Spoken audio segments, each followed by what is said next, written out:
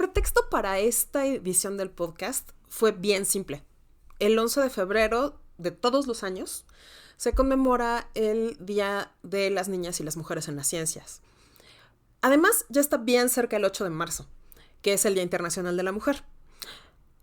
Y para poder entender qué onda con la participación de las mujeres en las ciencias, por qué hay menos de las que nos imaginamos que debería de haber, y cuáles son las barreras, en vez de platicarlo yo, aunque sí es un tema que me interesa mucho, preferí invitar a alguien que lo lleva estudiando ya un muy buen rato. Hoy invité a una amiga muy querida que es Adriana Moreno. Ella es mujer, es tejedora y, como yo, es descoordinada. Además, es gran divulgadora de la cultura y de las ciencias duras. Ha participado en muchos eventos de divulgación de las ciencias naturales y exactas, ya desde hace un buen rato. Y pues ha aparecido en varias publicaciones, ha dado muchas pláticas y me pareció que era una gran oportunidad para que fuera nuestra primera invitada. Así que el día de hoy la Neurona Random corre a cargo de Adriana Moreno y seguramente voy a estar yo haciendo algunos remarks, pero me da muchísimo gusto compartirles sus perspectivas al respecto de por qué no hay tantas mujeres en las ciencias. ¿Qué está pasando? Y como es un tema multifactorial, a mí me fascina y me fascina escucharla. Así que se las dejo. Si me causa curiosidad, lo investigo. Si lo investigo y me gusta, profundizo y lo conecto con otras cosas y platico acerca del tema hasta el cansancio. La curiosidad no mató al gato, le dio un podcast. Bienvenidos a Neurona Random.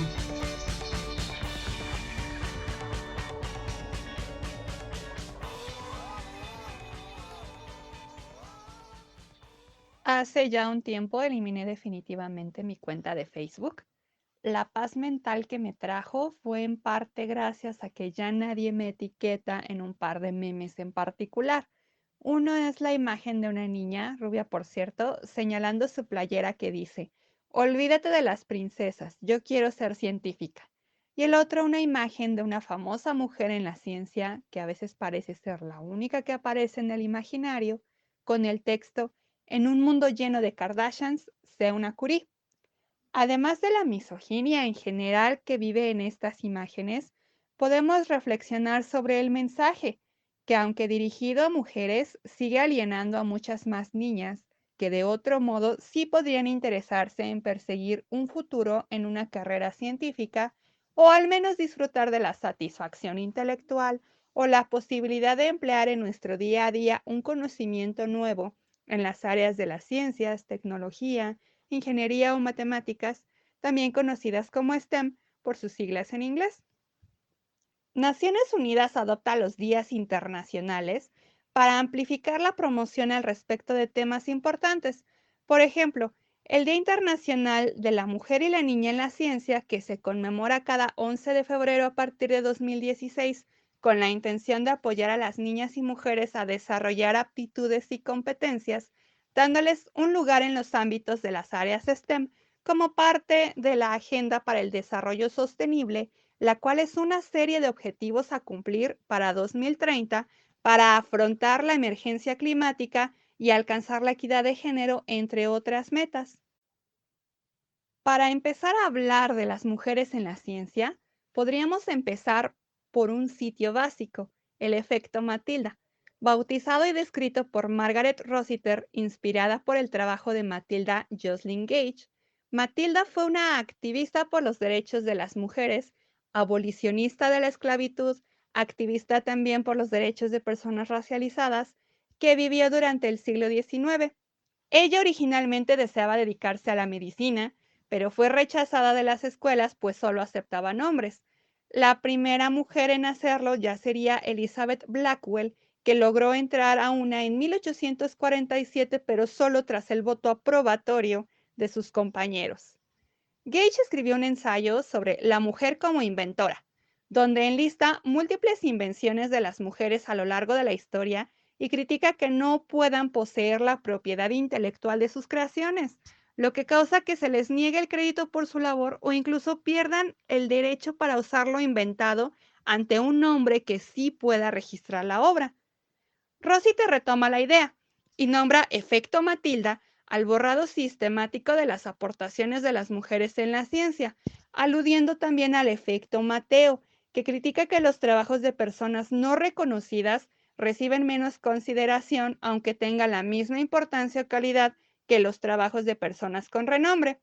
Efecto que, irónicamente, se le atribuye a un señor que se basó en la tesis de la socióloga Harriet Zuckerman sin darle a ella crédito alguno y su trabajo no fue reconocido hasta décadas después que Rossiter la trajo a la luz. Este tipo de cosas se repiten a lo largo de toda la historia y son súper exasperantes.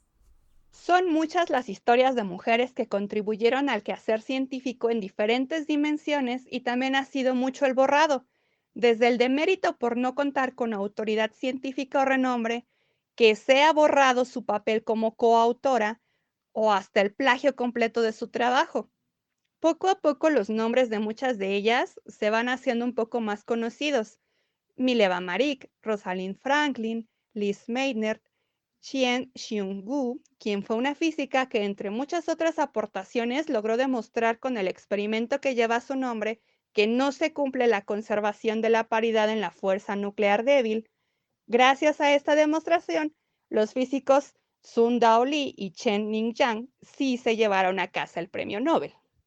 Otro ejemplo es Jocelyn Bell Burnell, quien por primera vez observó un púlsar que es famoso no por su nombre, sino porque su gráfica es la portada del disco Unknown Pleasures de Joy Division, tema bastante complejo por sí mismo. Ella aún vive y trabaja activamente por impulsar a las niñas y las mujeres en la ciencia. Obvio, como sugerencia mínima, les diré que si son fans de Joy Division o si tienen la famosísima playera o alguna de las múltiples versiones, está bueno investigar este trabajo para que sepan a quién darle crédito. De entrada, entonces, los modelos que podrían haber estado disponibles se vuelven invisibles. Lo que sí está visible es el estereotipo de que la persona que se dedica a la ciencia es increíblemente inteligente, socialmente incómoda, físicamente poco atractiva, románticamente inútil o todas las anteriores. Como decía la abuela, no me ayudes. Agreguemos además que esta persona suele ser blanca, heterosexual y hombre.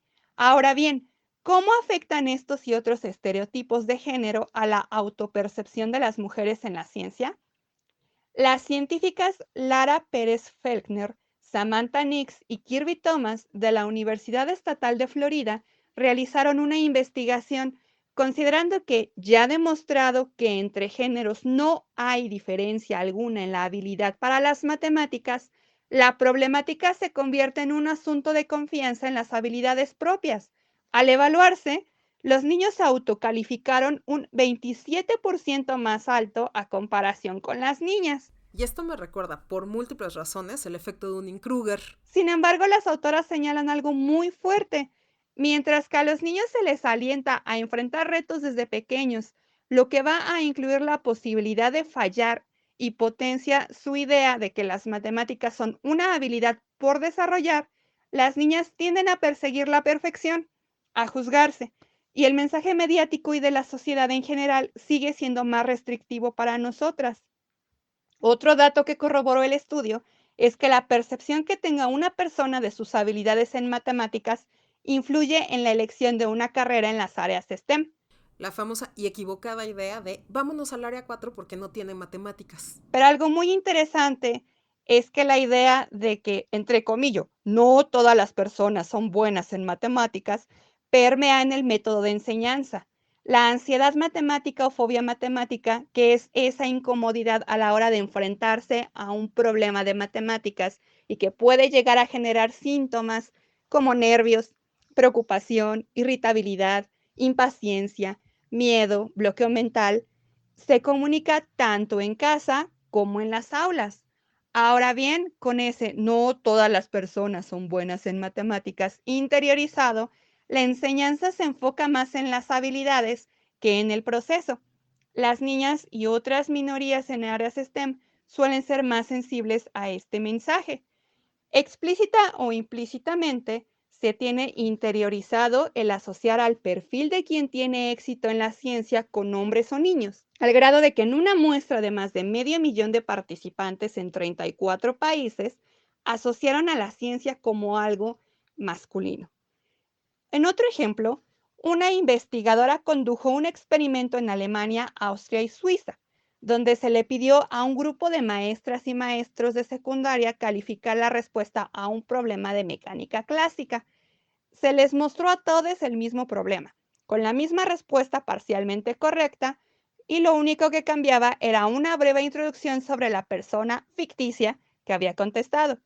Mientras que en Alemania y en general entre quienes tenían más de 10 años de experiencia enseñando, no hubo sesgo en la calificación.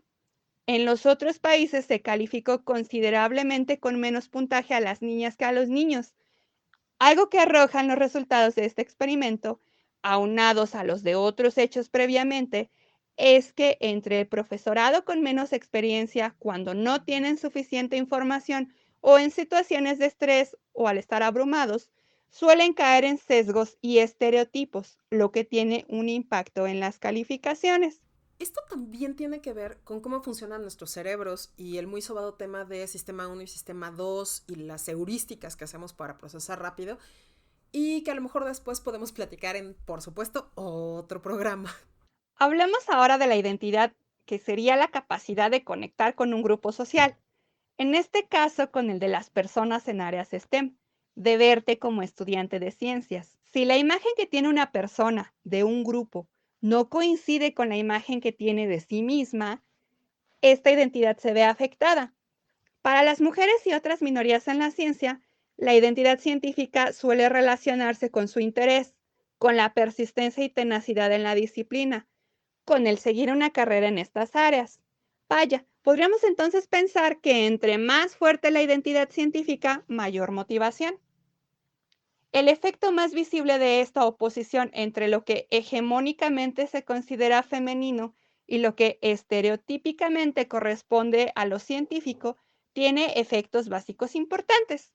Primero, perder la oportunidad de captar el talento de las personas con expresión de género femenina, lo que sea que esto signifique, y además deja en evidencia la misoginia al restar autoridad científica a estas personas y hacer los lugares de trabajo, aulas y laboratorios insoportables. Ahora bien, igual de inútil y chafa resulta ser el esfuerzo de querer atraer la atención de las mujeres a la ciencia apelando al modelo de lo femenino, como a los memes chafas de Facebook. Ni la ciencia ni ser mujer se tratan de ninguna de esas cosas. Es un gran error querer clasificar la experiencia de ser mujer como única e ignorar cómo afecta la intersección de opresiones a la hora de acercarse a las áreas STEM. Por ejemplo, las mujeres racializadas que ya desarrollaron interés en estas áreas tienden a autopercibirse como científicas con mayor facilidad que las blancas, pero las atraviesan otras realidades. No podemos olvidar tampoco que las heridas que generan desconfianza en la ciencia entre las personas racializadas son aún recientes. Recordemos a Henrietta Lacks, a quien le extrajeron muestras de células cuyas características particulares facilitan su cultivo en laboratorio sin su autorización y conocimiento, lo cual dejó en evidencia una falta grave de ética. Pero aún no han pasado ni 50 años desde que fue cancelado el experimento Tuskegee sobre la sífilis, experimento que duró 40 años, en el que reclutaron con engaños a 399 hombres contagiados y un grupo de control de hombres sanos y dejaron progresar la enfermedad sin tratarla, afectando además a sus familias. El experimento tuvo sus análogos en India, África Occidental y Guatemala, donde expresamente infectaron a casi 700 personas, entre ellas también niñas y personas neurodivergentes. La deuda histórica de la comunidad científica a mujeres diversas se extiende a las trabajadoras sexuales, a las pobres, a las gordas, a las lesbianas, bi, pan y queer, a las asexuales, mujeres y personas intersex en general, a quienes se sigue patologizando desde la ciencia, o a las trans, como fue el caso de Lynn Conway. Gracias a su trabajo, se facilitó la creación y fabricación de microprocesadores de alto rendimiento, pero fue despedida por IBM tras su transición, viéndose forzada a reconstruir su carrera desde cero. En noviembre del año pasado, 52 años después, es que IBM se disculpó por esto. Todas estas historias de la brecha de género en STEM no son necesariamente antiguas. También el pasado noviembre de 2020 se publicó un estudio muy criticado, puesto que sus autores concluyeron que tener mujeres mentoras dañaba las carreras científicas de otras mujeres. Esa conclusión no tomó en cuenta que los resultados pueden ser evidencia del sexismo institucionalizado, del acoso y abuso sexual en el laboratorio, que sabemos puede cortar de tajo futuros en cualquier área, no solo en la ciencia o la academia. O pudieron pensar en la influencia del efecto Matilda Mateo al darse cuenta que son menos citadas. Al contrario, propusieron que era más conveniente para las científicas buscar mentores varones, para que sus investigaciones tuviesen más impacto, que fue medido en citas. Por cierto, según otras investigaciones, los hombres suelen citarse más a sí mismos que las mujeres y siguen calificando papers como de mayor calidad cuando piensan que la autoría es masculina.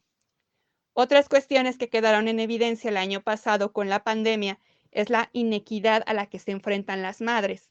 Y las mujeres que maternan y trabajan en áreas STEM no son la excepción.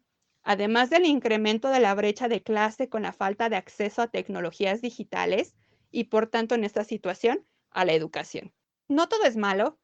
Desde la década del 60 del siglo pasado se han realizado investigaciones del tipo Draw a Scientist, que espero que quien haga la dinámica por acá esté traduciendo en algo así como dibuja a una persona que se dedique a la ciencia. A partir de la década pasada, más de la mitad de las niñas dibujan a una científica, alrededor del 58% de ellas. Otra posible área de oportunidad son los videojuegos. Según un paper publicado en 2019, las niñas gamers de 13 a 14 años tenían 3 veces más probabilidades de obtener un título en STEM en comparación con las niñas que no jugaban. El mismo estudio arrojó que en una muestra de chicas que ya pertenecían a estas áreas, el 100% de ellas se identificaba como gamer. Aquí definieron gamer como jugar arriba de 9 horas a la semana. Pero la mejor herramienta sigue siendo el verse representadas. Es mayor la tendencia de las niñas con científicas como modelos a seguir a interesarse en las áreas STEM. Además de la misoginia y el restringir el ser mujer, el meme de Marie Curie me disgusta porque necesitamos mayor representación diversa y humana. Dejar de contar la vida de las personas en la ciencia como a geografías. Desmitificar a las científicas para no construir heroínas inalcanzables y de todos modos inaccesibles para las niñas. Y también es necesaria la autocrítica del uso del lenguaje. Preguntarnos qué hay de capacitista detrás de todo este discurso de la genialidad.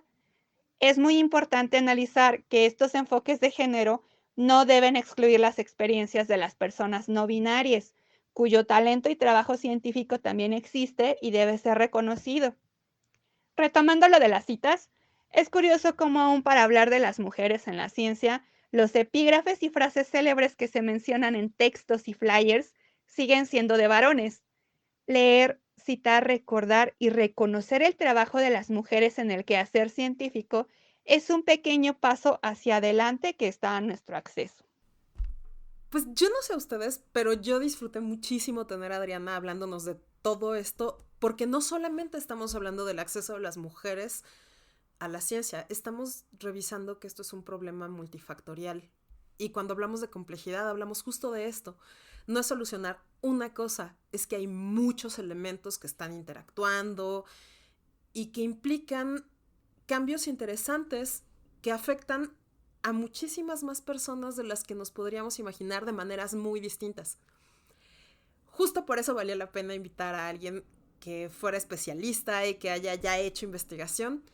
Y espero que ustedes la hayan disfrutado tanto como yo. Mil gracias, Adriana, por compartir lo que sabes con nosotros y por estar. Y seguramente te tendremos de regreso hablando de temas de ciencia porque adoro, adoro, adoro que sepas tanto. Y pues espero que ustedes la hayan disfrutado también. Nos escuchamos pues lo más pronto posible. Ya saben, primer y tercer martes de cada mes. Y pues muchísimas gracias por estar ahí. Dudas, preguntas, comentarios. en @neuronarandom en Twitter. Sigamos haciéndolo random.